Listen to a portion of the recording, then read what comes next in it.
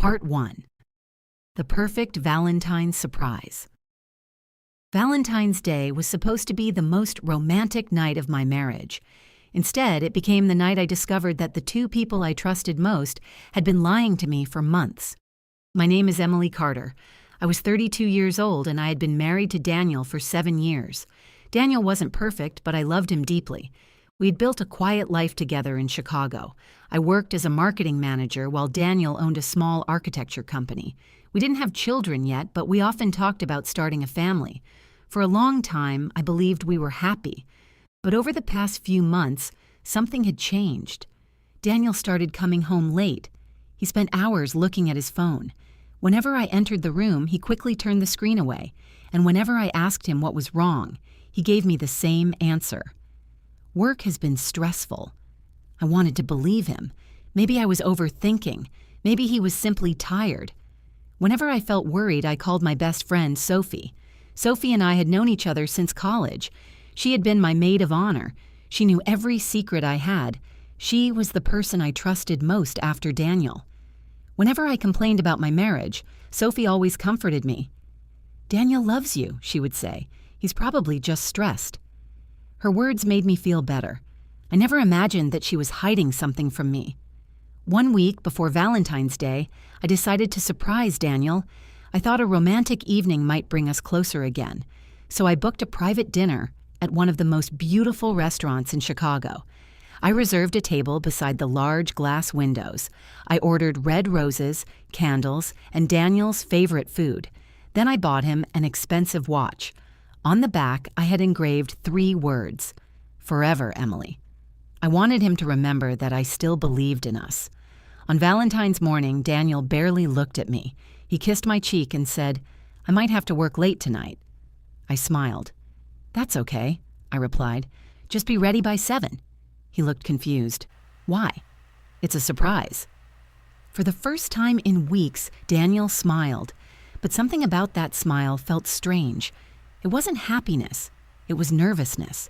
At exactly 7, I picked him up. I wore a dark red dress, the same color I had worn on our first Valentine's Day together. Daniel wore a black suit. During the entire drive, he kept checking his phone. "Is everything okay?" I asked. "Yeah," he replied quickly. "Just work." I didn't question him. I was too excited about my surprise.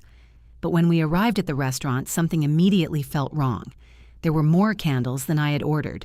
Soft music filled the hallway, and near the entrance stood a huge arrangement of white roses.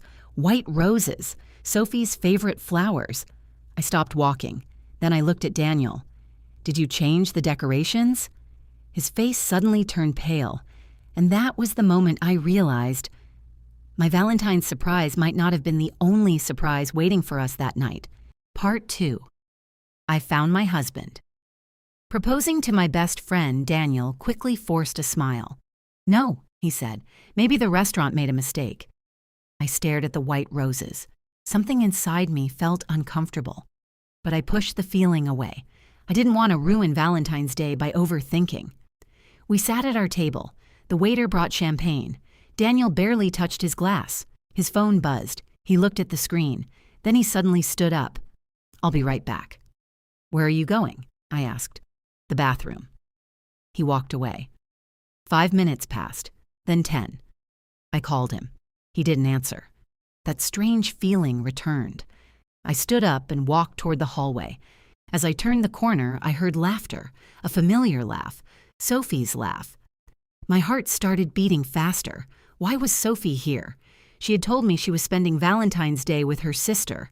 I followed the sound. Then I stopped outside a private room. The door was slightly open, and through the gap, I saw Daniel. He was standing in the center of the room. Sophie stood in front of him. She was wearing a beautiful white dress, the same dress she had shown me 2 weeks earlier. She told me she had bought it for a work event, but there was no work event. There were candles everywhere. White roses covered the tables. Several people stood around them. Then Daniel reached into his pocket. He pulled out a small black box. My body went cold. Daniel slowly got down on one knee. Sophie covered her mouth. Tears filled her eyes. Then Daniel looked up and said, "Sophie, You're the person I should have chosen from the beginning." My hands started shaking. "Will you marry me?" The room became silent. Then Sophie whispered, "Yes." Everyone started clapping. My husband had proposed to my best friend. For several seconds, I couldn't move. I couldn't cry. I couldn't even breathe. Then Sophie opened her eyes. She saw me standing at the door. Her smile disappeared. Daniel turned around. The ring was still in his hand. "Emily," he whispered. Everyone became silent. They were waiting for me to scream, waiting for me to cry, waiting for me to create a scene, but I didn't. I slowly walked into the room. Then I placed Daniel's Valentine's gift on the table. "This was for you," I said. Daniel looked at the box. "What is it?" "A gift." He opened it.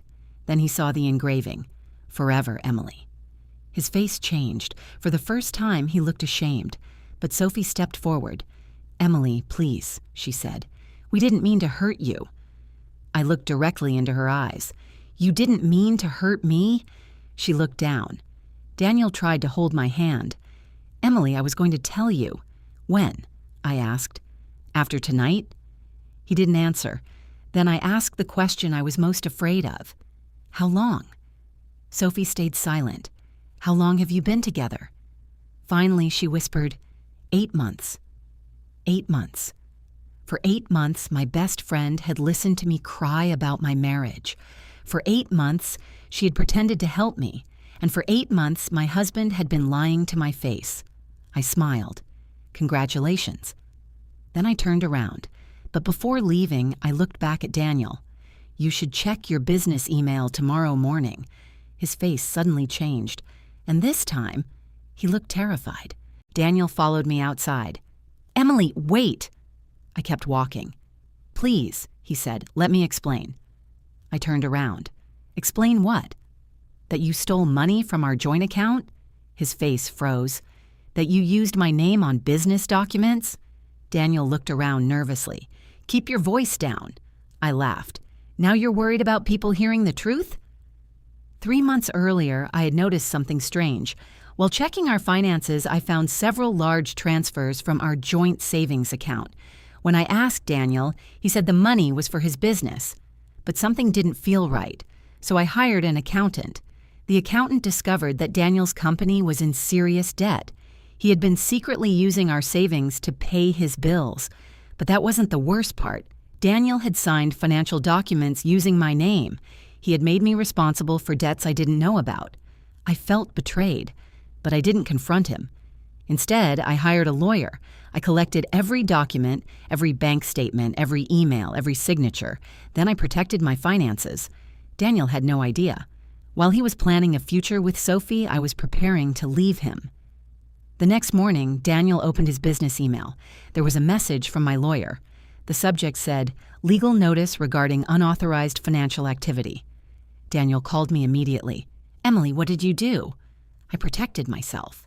"You can't do this to me," I laughed. "You proposed to my best friend while you were still married to me. That has nothing to do with my business. It has everything to do with trust." Then I ended the call. Over the next few days, Daniel's problems became worse. His business accounts were investigated, the money he had taken was documented, and the debts he tried to place under my name were removed. Daniel realized that he could lose his company. Then Sophie called me. Her voice was shaking. "Emily, can we talk?" "Why?" "Daniel told me about the business." "What did he tell you?" "He said you're trying to destroy him." I smiled. "Did he also tell you that he used my name without permission?" She became silent. Then she asked, "Is it true?" "Yes." For the first time, Sophie understood that Daniel had lied to her too. But I wasn't finished, because I had discovered one more secret, a secret that would change everything. And this time, both Daniel and Sophie would have to face the truth. Part 4. They lost everything. 3 days later, Sophie came to my apartment. She looked exhausted. Her engagement ring was gone. "Daniel lied to me," she said. I opened the door wider. "Come in." She sat on my couch. Then she started crying. "He told me he was going to divorce you months ago." I remained silent. He said your marriage was already over. And you believed him. She looked down. I loved him. I looked at her. You were my best friend. She cried harder. I know. For a moment I felt sorry for her, but then I remembered every time I had called her, every time I had cried, every time she had told me, Daniel loves you. She knew the truth, and she lied anyway. I forgive you, I said. She looked up. But forgiveness doesn't mean I want you in my life. Sophie nodded. Then she left. A week later, Daniel's business was forced to close. The investigation proved that he had used money without permission. He lost several clients. He lost his reputation, and eventually, he lost Sophie too. She ended the engagement. Daniel called me again. Emily, I made a mistake. You made many mistakes. I still love you. I looked out the window. No, Daniel. You loved having someone who trusted you. He became quiet. I can change. Maybe, I said, but you won't change with me. Then I ended the call. A month later, our divorce was finalized. The court protected my savings. I kept my home, and Daniel was held responsible for his own debts. For the first time in months, I felt free. I started traveling. I focused on my career. And slowly, I became happy again. Then one evening, I opened a small box. Inside was the Valentine's watch I had bought for Daniel. I looked at the words engraved on the back. Forever, Emily. For a moment I felt sad, then I smiled, because I finally understood something. Forever doesn't always mean staying with someone. Sometimes, forever means choosing yourself. I closed the box. Then I walked toward my new future. Daniel and Sophie had taken my trust, but they didn't take my life. And in the end, the woman they thought they had destroyed became stronger than either of them. Because my greatest revenge wasn't making them suffer. My greatest revenge was building a happy life without them. The end.